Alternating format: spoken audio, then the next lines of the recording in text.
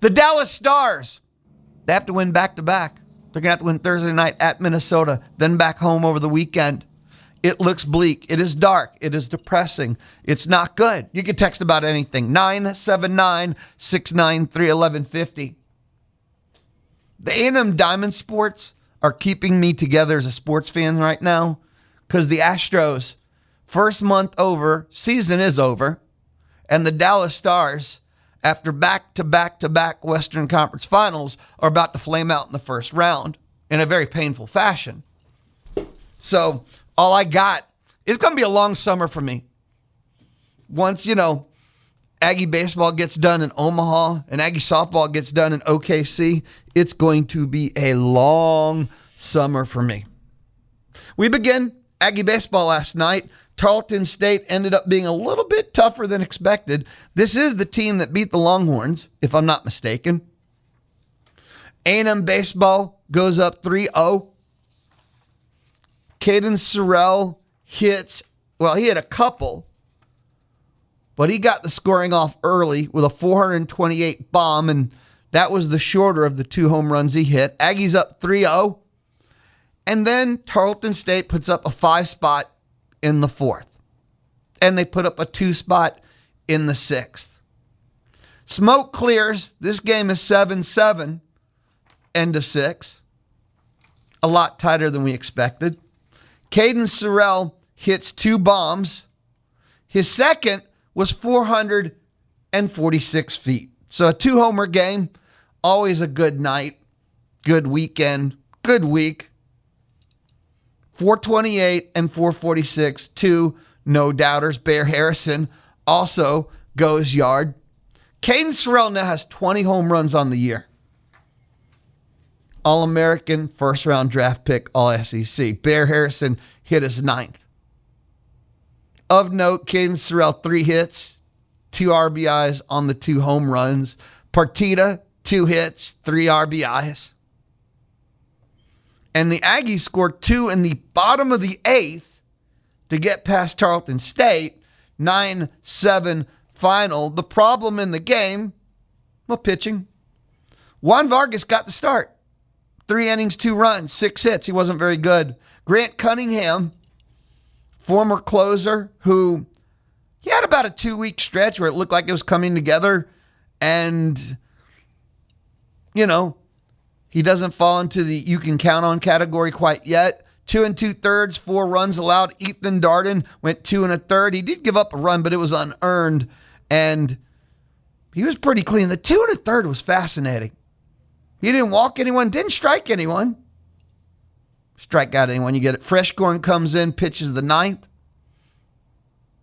Gets the save, his 10th of the year. And Aggies beat Tarleton State. And again, a team that beat Texas in the midweek. 9-7 with 2 in the bottom of the 8th. Sorrel hits 2. Monster blast in this one. Aggies win. Aggies win. Oh, holy cow. It was tight, but the Aggies win. Caden Sorrel, he of the Monster Bombs, spoke with the media, and let's listen into what he had to say after the game. Caden, how does today feel considering the last few outings you've had? It definitely felt good. I mean, didn't get the ABs that I really wanted in Florida. Kind of fell off my approach a little bit, and then talked to Earley a little bit, worked on some things. Felt great today. We're seeing the ball pretty good. So when things aren't going your way or you're not happy with the quality of that bat you're having, how do you stay locked in? How do you work on that? What does the work outside of games look like that allow you to come back and have a night like tonight? Yeah, I try not to stress too much. Baseball is a very tough sport. It's a mental sport. As soon as you get down on yourself for having one bad weekend, then that's how you just keep on going downhill. So not letting it get to you too much, just knowing it's baseball and showing up, doing your routine every day, and just trying to get better. Tonight in particular, just what you see from your offense, y'all able to battle back from multiple deficits throughout the night? Yeah, we had some pretty good ABs all around. I didn't get the job done with bases loaded, 1 out. And then Nico comes up, does the job, and that's what it's all about. Having relentless ABs 1 through 9. If I don't get the job done or somebody else doesn't get the job done, then the guy behind him is going to get it done. You see teams across the country lose midweek games quite often. Just what is it about this team, though, that you guys have been able to have the success you've had in the Tuesday games throughout the entire season? Yeah, I think just not letting our foot off the gas. You know, obviously, like, these Tuesday games are not like SEC skill level, but you know, none of that matters. We still got to show up. We got to do our thing. We're trying to win ball games. That's what we show up to do every single day, is just trying to win a game, no matter who the opponent is. So showing up, getting our job done, and you know, having good ABs 1 through 9 and pitching good. What's the furthest you've ever hit a ball at this ballpark? And just as someone who can't do it, tell us the feeling of hitting a ball 446 feet. The furthest I've hit one here, are we talking about just games? No, or at any point. At any point, I want to say my freshman year I hit one 470 straight down the line in live ABs. I was part of like the Wednesday Warriors who, you know, didn't get any ABs during the weekend, and then I was, you know, hitting on Wednesday and hit one 470. So that's the farthest one I've got. And then today, what'd you get on that pitch that went 446 feet, and how does that feel coming off the bat? Yeah, feels good. I mean, got a heater in, 95 miles an hour. Was sitting on a heater, something middle to down, and threw it middle in. Had a good swing on it. Probably should have ran out the box a little faster than I did, but you know, it felt really good coming off the bat, especially you know, not having a good weekend. Felt good. Some special accolades for you, the 7th different Aggie to hit a 20 home run season. You're now 5th all time in career homers. Does it mean to you to see yourself climbing up those lists, and how much, if at all, do you think about legacy that you're going to leave at this place? I try honestly not to think about it too much. You know, obviously it's really cool to be on that leaderboard, and especially in the top 5, it's really cool. There's been a lot of great baseball players here, so being on there is really cool. But again, I try not to think about it too much. I think if I start to think about it, then you know, that's when I'm gonna, you know, maybe slow down a little bit. You know, I'm not trying to go up there and hit homers. You know, sometimes I just, you know, run into one as soon as I'm thinking about that. I think it might get me off my approach a little bit. That one you hit 470, was it down the right field line? It was, yes sir. Anything else? I guess just what can you carry from a game like this going into another big weekend, top 10 matchup? Yeah, I mean, again, like our offense had really good ABs, you know, and we got to keep, you know, bringing that into conference play. I know Auburn's got some pretty good pitching, so we got to keep our approach, got to stay the same, and you know, got to keep showing up. That, of course, was Caden Sorrel, who, you know, over the weekend had 1 hit. Part of the, how did the Aggies lose that Friday game on the road to a top 25 team and still win 2 out of 3? And one of, if not your best player, your leader, had 1 hit. And Caden Sorrel bounces back Tuesday night, goes yard twice, hits 2 monster bombs. Great night for him. And you heard that early on when he's kind of talking about how you got to throw that away and step back into it. Aggies rally. They're down 5-3. Then we're tied 5-5. And then Tarlton State goes up 7-5. And right away, bottom of the 6th, Aggies response. What good teams do. Tied at 7. Bottom of the 8th, Aggies with 2 runs and win this one 9-7 in the midweek. And let us listen in. A&M head coach Michael Earley met with the media after the dub. Say about your club to come back not once but twice and still find a way to win a midweek game. Yeah, I mean, we didn't play very clean baseball, but played tough, right? Played tough, had good at-bats when we needed to, got it done when we needed to. We kind of put ourselves in that situation, but yeah, I mean, very resilient group. Obviously, they've been all year, so I wasn't surprised at all. When it comes to your pitching, what were you hoping to see tonight, and how did the results stack up to that expectation? Yeah, I mean, Vargas pitched good. I mean, the weather's the weather. Like, those 1 balls hit hard. The lefty, the one he hit, I think, like 95 miles an hour. Like, it wasn't, the pitch was a little up, but that's generally a fly ball, but wind blew for us too, so that's not an excuse. I thought he did a fine job. Like, we were trying to get him in that 40 range. If we could have got him through 4, that would have been great.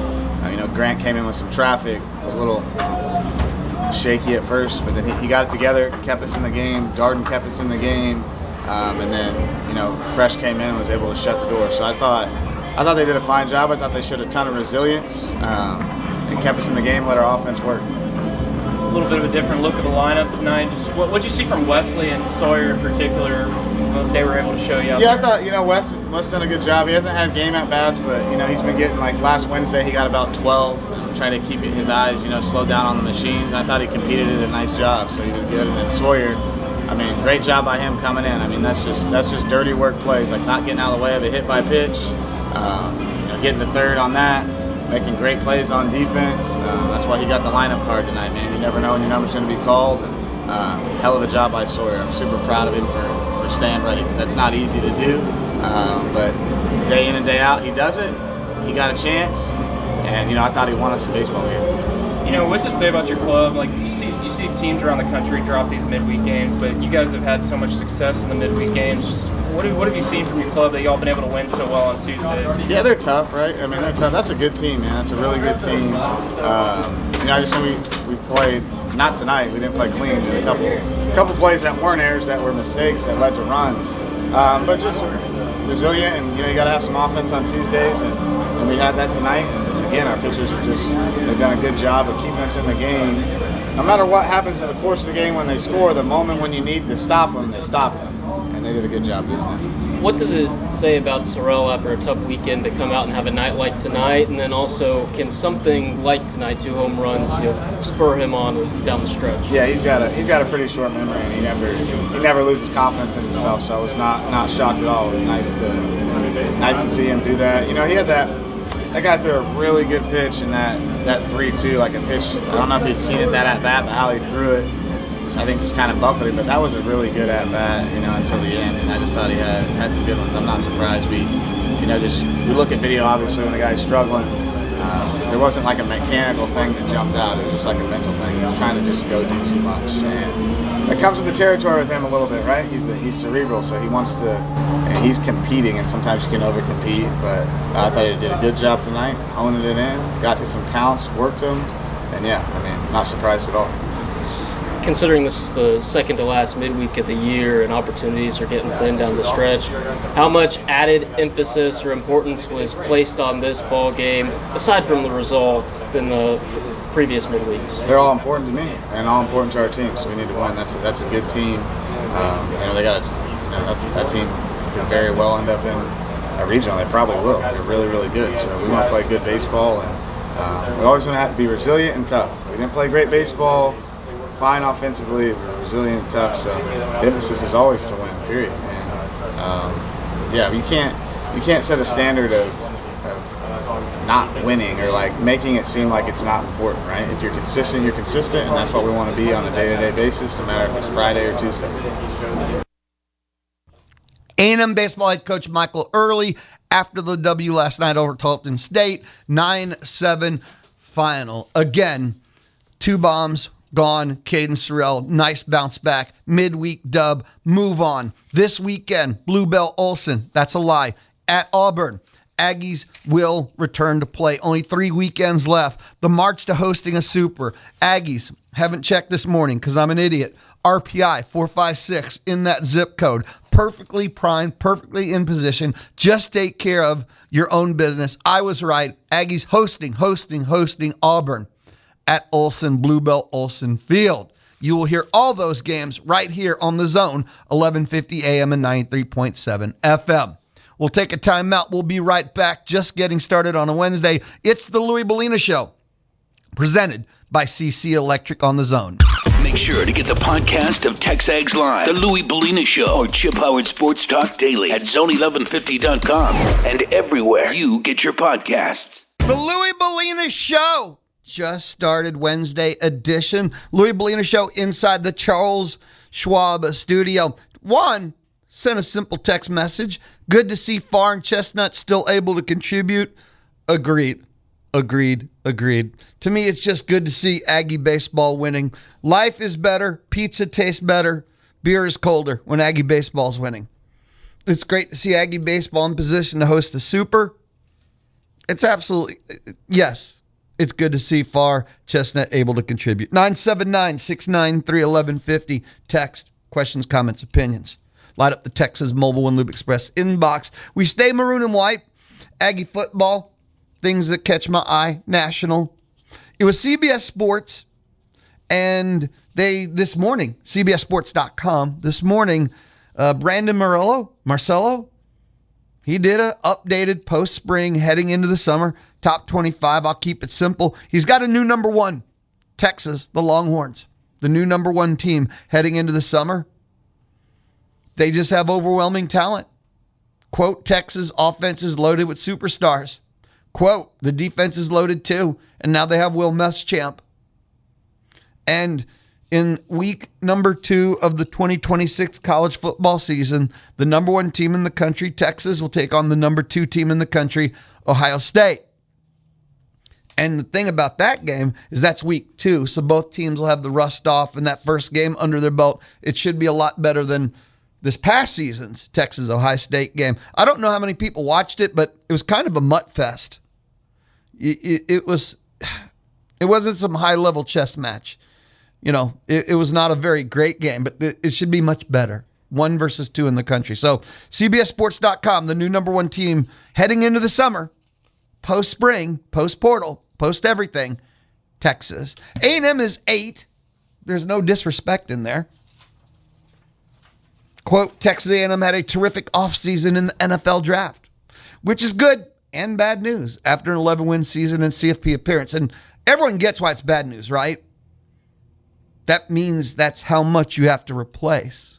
Quote, the Aggies' returning production is near the bottom of the SEC. The whole thing about returning production due to the transfer portal doesn't mean what it used to. I've said this before. You could do your off-season prep. You can do preseason rankings. You used to just do returning production and just rank teams by that order, and you'd have like an 80 to 90% accuracy rate. It was actually easy to kind of have a great understanding of what to expect just by ranking teams by returning production. And then figure out if they're starting a freshman, -1 win. Bam! You know the season. It was fairly accurate. Notice I said 80, 90. There's variance always. Not true anymore. Portal has kind of made that almost extinct. Almost. You could do tiers.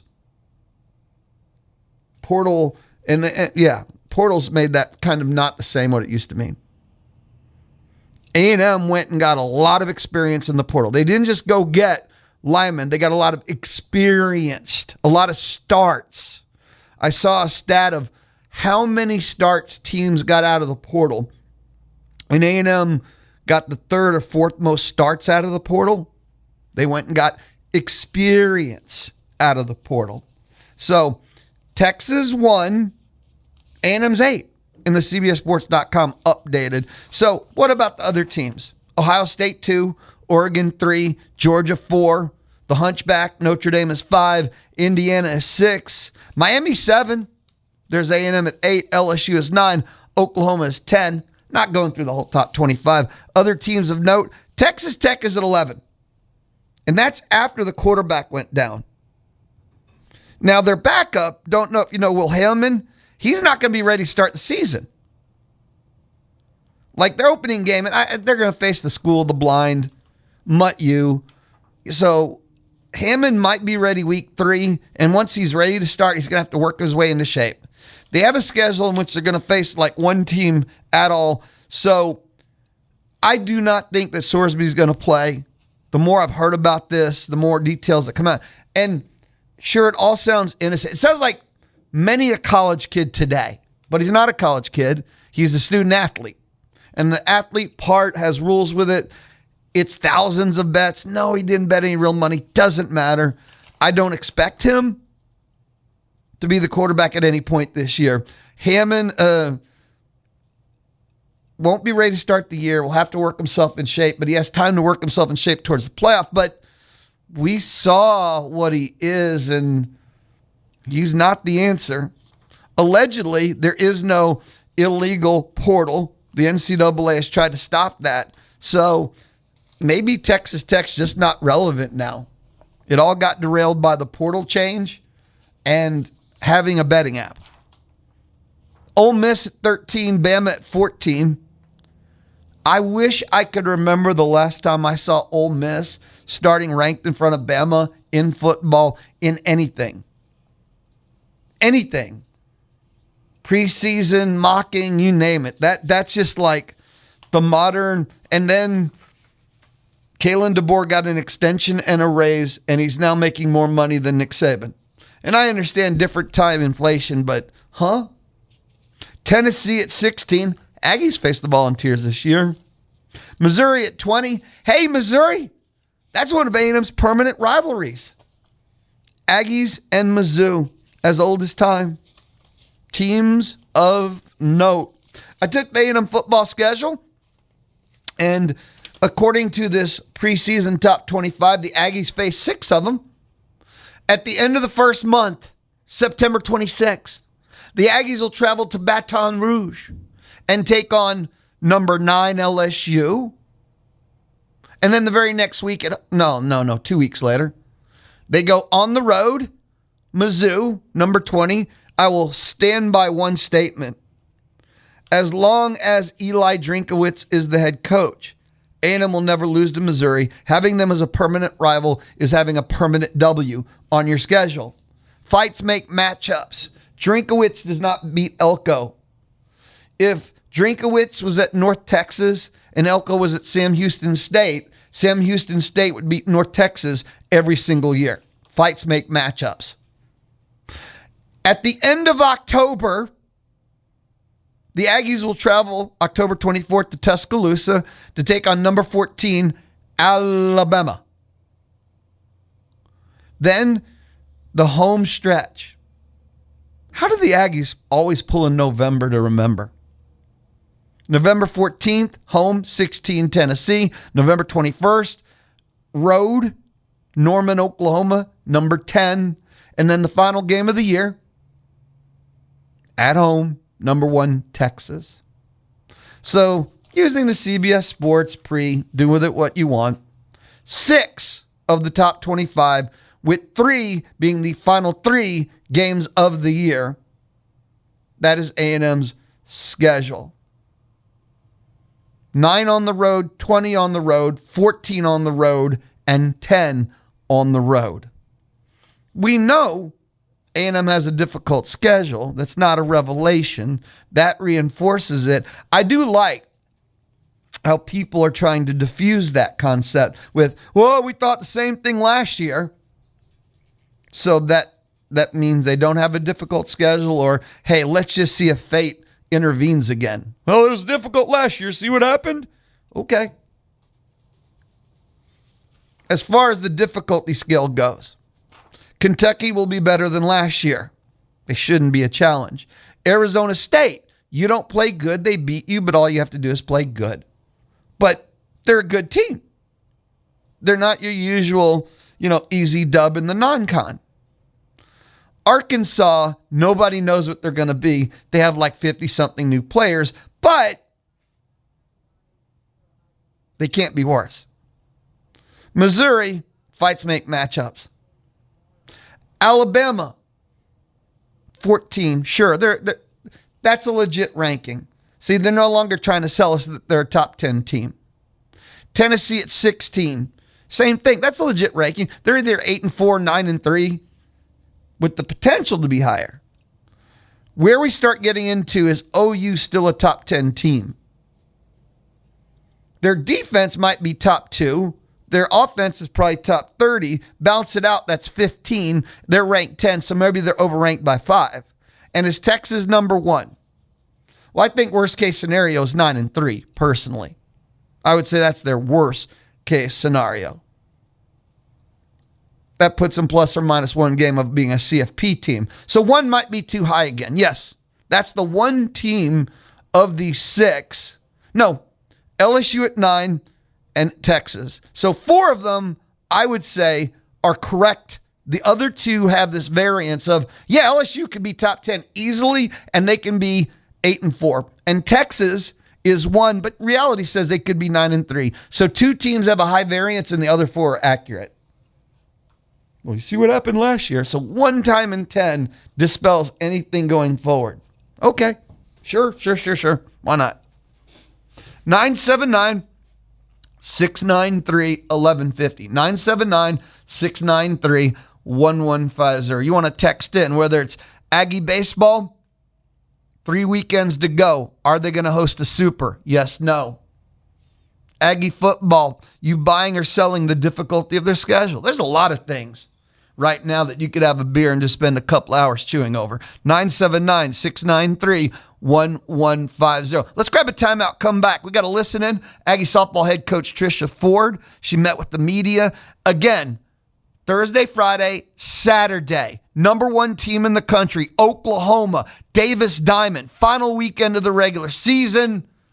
Where's Mills Lane? I know he's no longer with us, but man, he needs to step in the middle ring and start this fight already. It's the Louie Bellina Show presented by CC Electric, where they have residential, commercial, and industrial. That is CC Electric. It's the Louie Bellina Show, Wednesday on The Zone. The Money Machine is open now. Two ways to enter each week. Oh, come on. Don't keep us in suspense. Zone1150.com and the Zone newsletter. Thank you.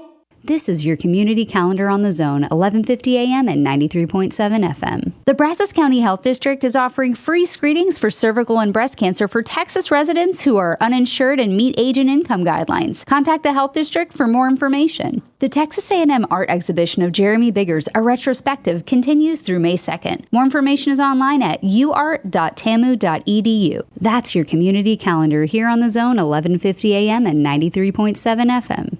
Y'all listen up. Let me tell you something about group meals from Rudy's Barbecue. It's got all you need for all the folks you gotta feed, smoked meat, sides, and more. There's everything down to the tablecloth, just like the one that you see at the store.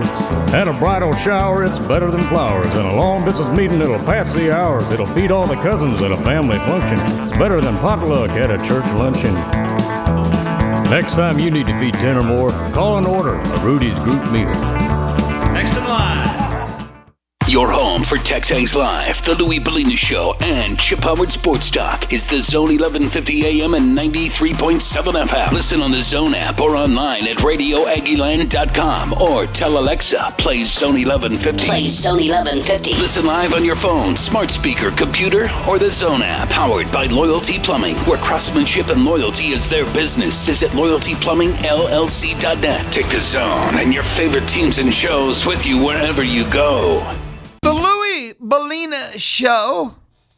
I'm inside the Charles Schwab studio. That much I know is a fact. It's still dry, but we'll see when the rain hits. Now, in about 90 seconds, a listen-in, Trisha Ford, An Aggie Softball coach. 12 o'clock, Tony Catalina of the Austin American-Statesman inside the Charles Schwab studio. A quick programming service announcement. Bubba Bush will not be able to join us today.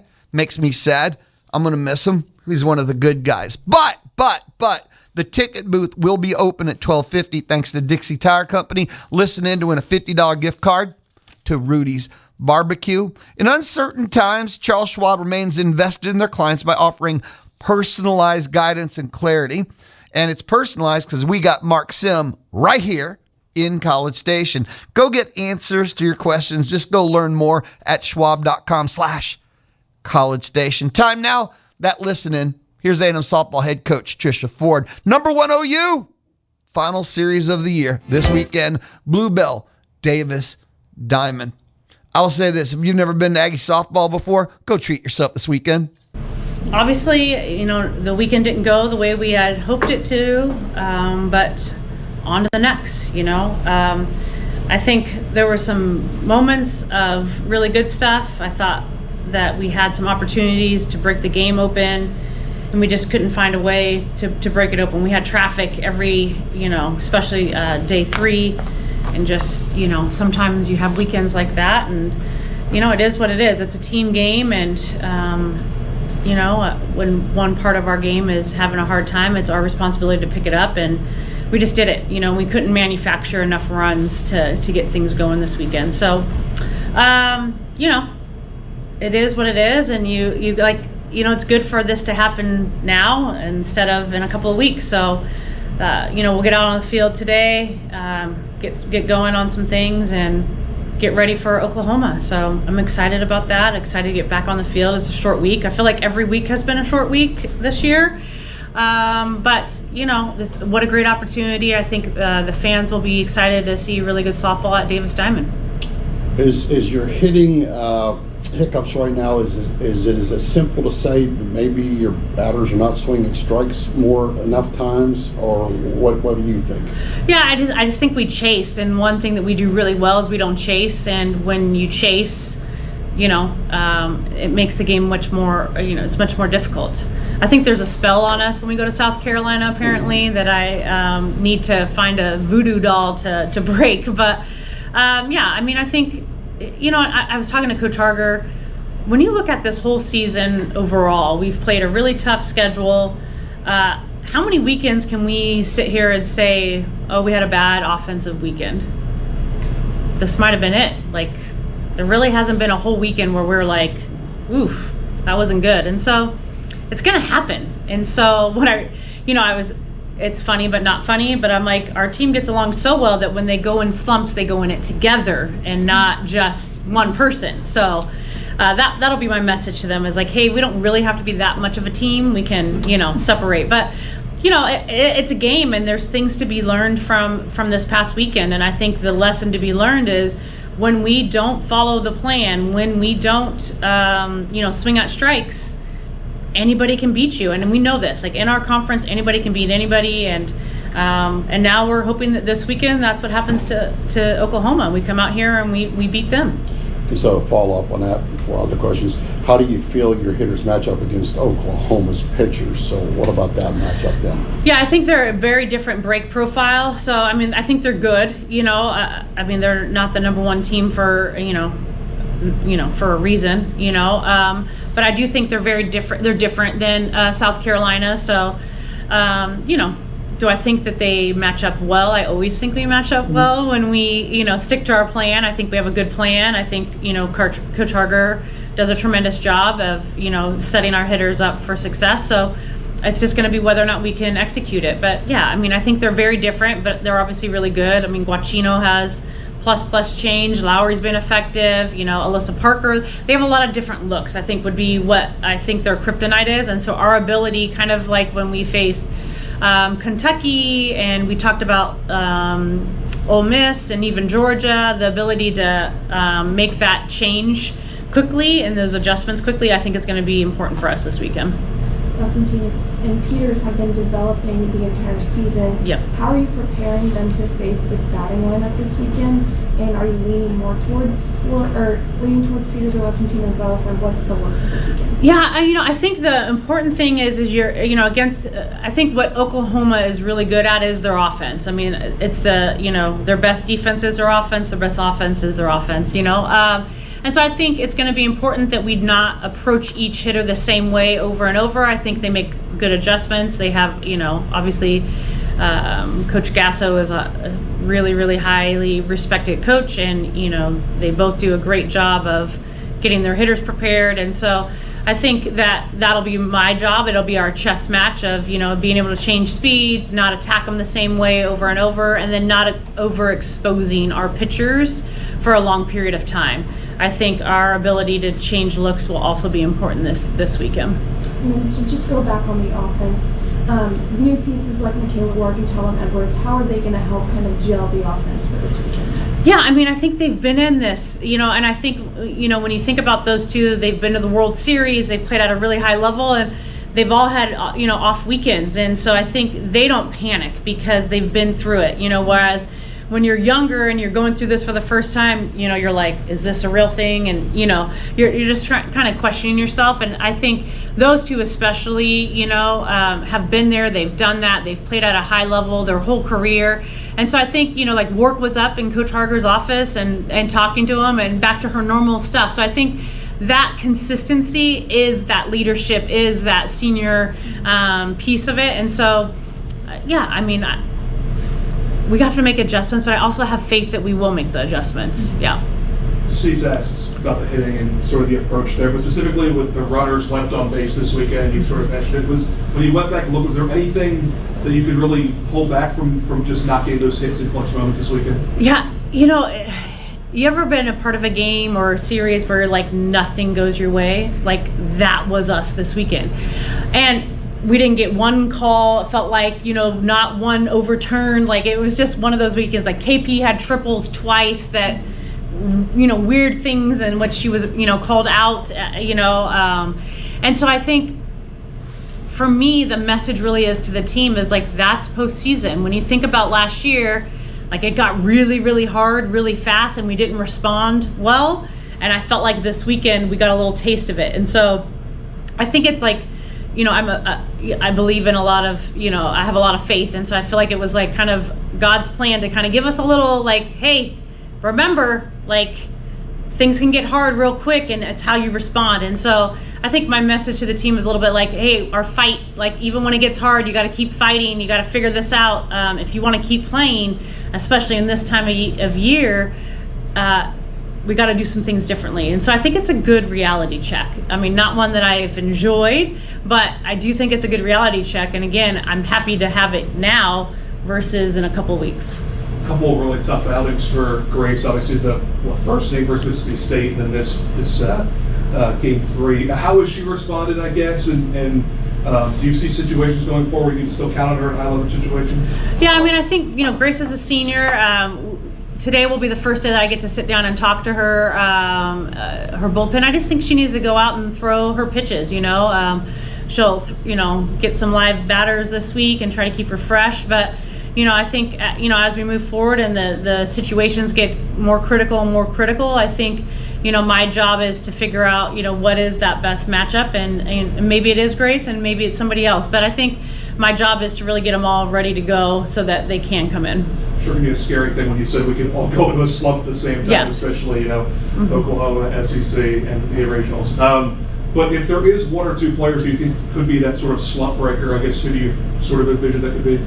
Yeah, you know, it's funny. I think at any time, like once we get rolling, we get rolling. You know, KP, she loves the spotlight, not on her, but I mean like when the game's big, she loves it. So I think KP, you know, we go as KP goes, and that's a lot of pressure on her, but she's also earned that pressure, you know.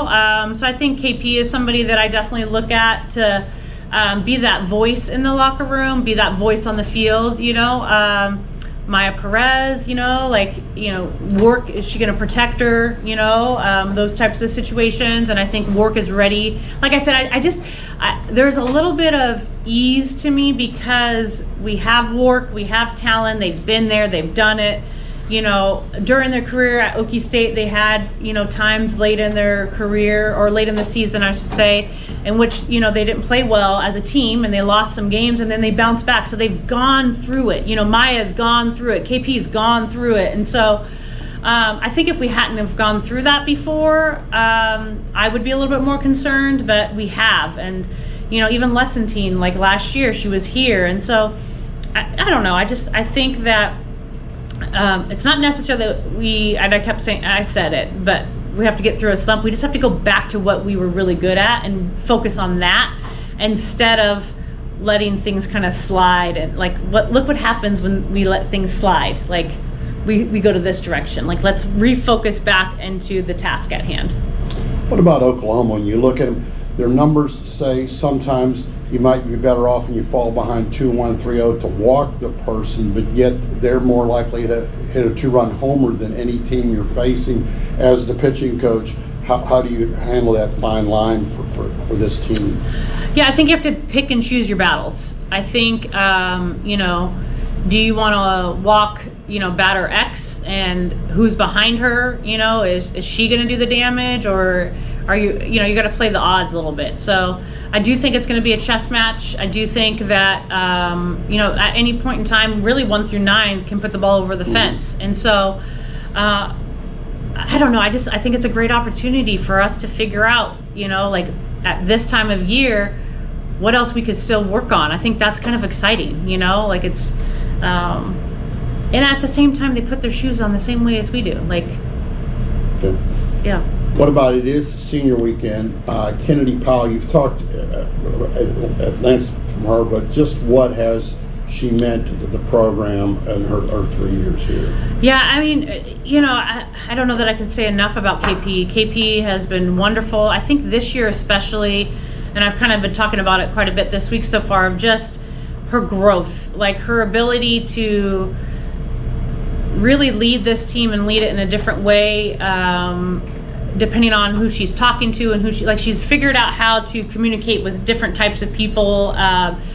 She has really challenged herself. I think she's more connected to their teammates than she's ever been.